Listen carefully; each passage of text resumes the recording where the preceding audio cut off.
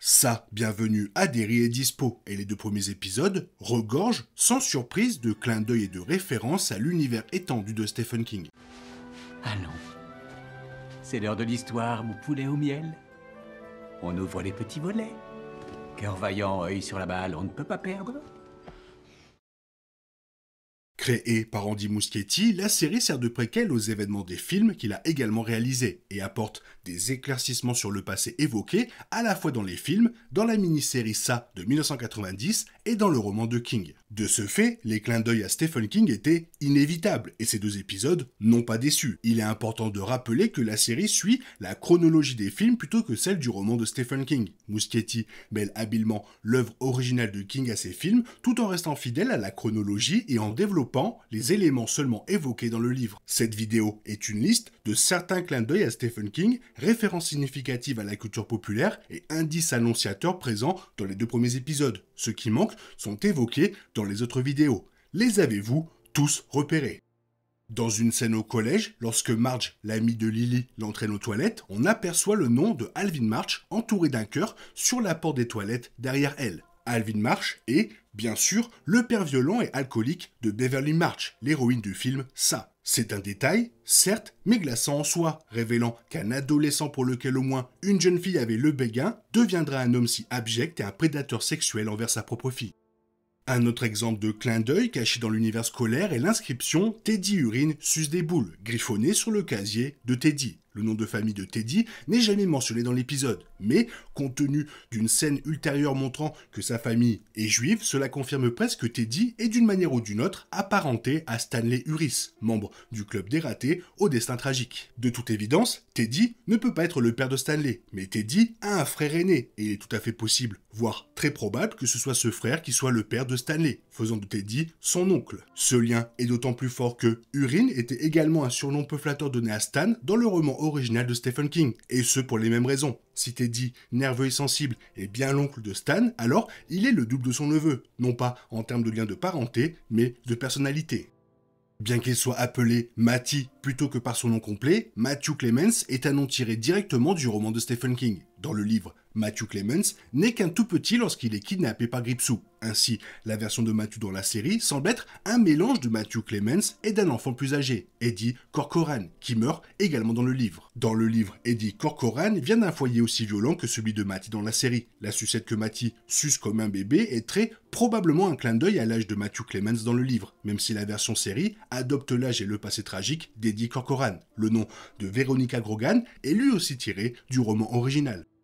Le château d'eau occupe une place importante dans le premier épisode. On le voit d'abord dans une scène où Phil suit des avions depuis la base militaire locale, puis lorsque Matty emmène Lily dans la scène de flashback, et enfin lors de la rencontre entre Lily, Teddy et Phil pour tenter de comprendre ce qui se passe. Le vieux château d'eau est un lieu important du roman original de Stephen King, mais largement relégué au second plan dans les adaptations cinématographiques. Renforçant le lien entre Teddy et Stanley Uris, c'est là que Stan rencontre Gripsou pour la première fois dans le livre. Ce dernier prend alors l'apparence d'enfant noyé dans la citerne. Le château d'eau apparaît suffisamment souvent dans d'autres romans de Stephen King pour que les lecteurs le sachent. Rien de bon ne s'y passe jamais.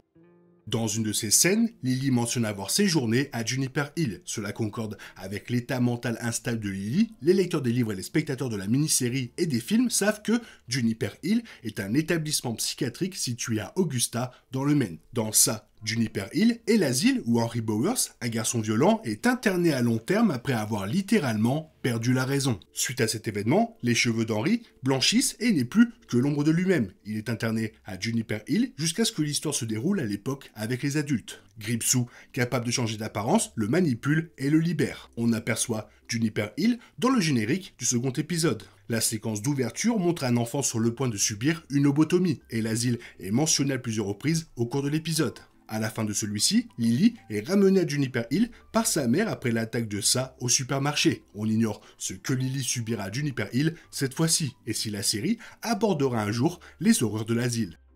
Ce n'est peut-être pas un clin d'œil direct, mais il y a certainement un parallèle, la mort atroce du père de Lily. Il travaillait dans une usine de cornichons et un jour, Lily et sa mère sont allés le chercher. Lily s'est aperçue qu'elle avait oublié une bague d'humeur à l'usine et son père est retourné la chercher. Toutefois, pendant qu'il était à l'intérieur, une machine a dysfonctionné. Toujours serviable, le père de Lily a proposé son aide pour la machine bloquée et s'est précipité pour la débloquer. Mais personne n'a pensé à couper le courant. Et le père de Lily s'est retrouvé coincé entre les engrenages et a finalement été écrasé de façon horrible. Les lecteurs de Stephen King reconnaîtront immédiatement la même mort étrange que celle décrite dans sa nouvelle La Presseuse, qui raconte l'histoire d'une machine possédée qui écrase les personnes imprudentes qui s'approchent trop près. Une autre référence très explicite à une nouvelle de Stephen King est la scène où le doigt ensanglanté de Matty dépasse de la bande de la baignoire sous le regard horrifié de Lily. Cette image est très suffisamment perturbante, mais ceux qui ont lu le recueil de nouvelles de King paru en 1993, Rêve et Cauchemar, se souviendront peut-être de sa nouvelle Le doigt télescopique. Le doigt télescopique est l'une des nouvelles les moins connues et les moins mémorables de Stephen King, mais aussi l'une des plus extravagantes. Un homme se retrouve plongé dans une situation rocambolesque lorsqu'un doigt humain surgit inexplicablement de la bande de son évier et se met à l'attaquer. Au bout d'un moment, il comprend que ce doigt est probablement rattaché à un monstre bien plus imposant qui hante les canalisations et les égouts. Si Muschietti et Jason Fuchs n'avaient pas cette histoire en tête en écrivant cette scène, les similitudes sont frappantes. Quant à la forme cauchemardesque de Gripsou, mi-chauve-souris, mi-bébé, bien qu'elle puisse paraître improbable compte tenu des formes que Gripsou peut prendre, elle ne l'est pas. En réalité, il s'agit d'un mélange modifié de deux formes qu'il a prises dans le livre au restaurant Jade dans sa chapitre 2. Pour rappel, l'un des biscuits chinois a donné naissance à une créature monstrueuse ressemblant à une chauve-souris qui volait dans le restaurant, tandis qu'un autre s'est ouvert pour révéler une créature à tête de bébé humain qui pleurait. Dans une scène où Teddy est allongé dans son lit en train de lire une BD, on distingue clairement un numéro de Detective Comics intitulé L'homme au visage d'argile. Plus précisément, il s'agit du numéro 298, qui a introduit Matt Hagen, la deuxième incarnation de Gueule d'argile. Toutefois, l'important n'est pas la BD en elle-même, mais le personnage. Comme le savent les fans de DC, c'est l'incarnation de Gueule d'argile par Matt Hagen qui a introduit pour la première fois la capacité du vilain à se métamorphoser et à imiter les voix. À l'instar de nombreux clins d'œil de l'épisode, il s'agit d'une préfiguration évidente des pouvoirs de métamorphose et d'imitation de Gripsou, que les personnages n'ont pas encore découvert. Il est également à noter que des BD de Batman et de Flash apparaissent à d'autres moments de l'épisode, sans doute des références au film que Andy Muschietti a réalisé et va réaliser pour DC Studios. Sur un bref plan aérien de la rue principale, on aperçoit un bâtiment en briques orné d'une publicité pour le tabac à chiquer Bangor Chew. Bien que cela ne fasse référence à aucun élément des livres ou de l'univers fictif de Stephen King, c'est un clin d'œil sympathique à l'histoire. Bangor a inspiré Derry, mais c'était aussi la ville où King a vécu pendant des décennies. Même s'il passe aujourd'hui la plupart de son temps en Floride, pour la plupart des fans de Stephen King, c'est cette maison victorienne rouge et mystérieuse de Bangor qui restera à jamais sa véritable demeure, le lieu où il a écrit ses meilleurs romans.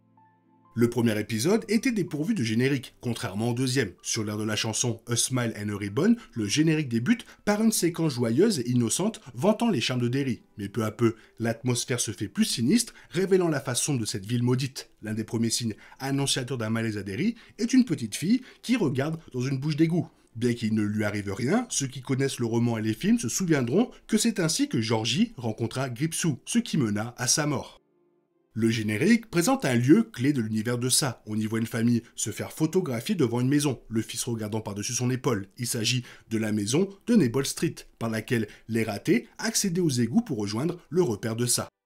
Un autre événement de l'histoire de Derry, présenté dans le générique, est la fusillade du gang Bradley. Ce groupe de bandits, qui volait et tuait des commerçants, fut abattu par les habitants de Derry. Juste avant la fusillade, on aperçoit Gripsou tirant sur les bandits. L'une des plus grandes tragédies de l'histoire de Derry est l'explosion de la fonderie Kitchener. En 1908, lors d'une chasse aux œufs de Pâques, l'usine sidérurgique explose, tuant 102 personnes, dont 88 enfants. Cet événement est évoqué dans le roman et hante le jeune Ben après qu'il en ait entendu parler à la bibliothèque de Derry. Dans le film Ça de Muschietti, Ça prend la forme d'un garçon brûlé et sans tête qui terrorise Ben à la bibliothèque de Derry. Dans la séquence d'ouverture, juste avant l'apparition du titre, on voit l'explosion, un lapin géant en flammes ainsi que des adultes et des enfants. Alors que Charlotte Hanlon se promène dans les rues de Derry, elle croise un jeune homme qui fume devant la pharmacie. L'homme lui adresse un signe de tête poli, et Charlotte lui sourit. Ce jeune homme n'est autre que le jeune Norbert Keane, le pharmacien des films de Muschietti. Dans les films, Keane était le pharmacien inquiétant qui avait donné ses médicaments à Eddie et que Beverly avait distrait pendant que les autres membres de la bande volaient des médicaments pour soigner Ben, blessé. Depuis le premier épisode, Paul Bunyan est un symbole de Derry, puisqu'il figure sur le panneau d'entrée de la ville. Dans l'épisode 2, alors que Charlotte arpente les rues, elle aperçoit la construction d'une statue de Paul Bunyan, entourée de manifestants. Malheureusement pour eux, c'est peine perdue, car la statue restera là pendant des décennies. Dans le roman, comme dans sa chapitre 2, Richie est terrorisé par ça qui donne vie à la statue. Dans la chronologie du chapitre 2, Richie, devenu adulte, voit Gripsou assis sur l'épaule de la statue de Bunyan. Charlotte se rend chez le boucher du coin, un homme aimable nommé Stan Kersh. Ce nom ne vous dira peut-être rien, mais Kersh est le nom de famille de la vieille dame qui habite l'ancien appartement de Beverly lorsqu'elle revient à Derry. Adulte, dans sa chapitre 2. Il est certain que Madame Kersh s'est avérée être l'une des incarnations de ça. On ignore donc si Stan Kersh a un lien de parenté avec la véritable Madame Kersh, ou s'il s'agit simplement d'un clin d'œil au film.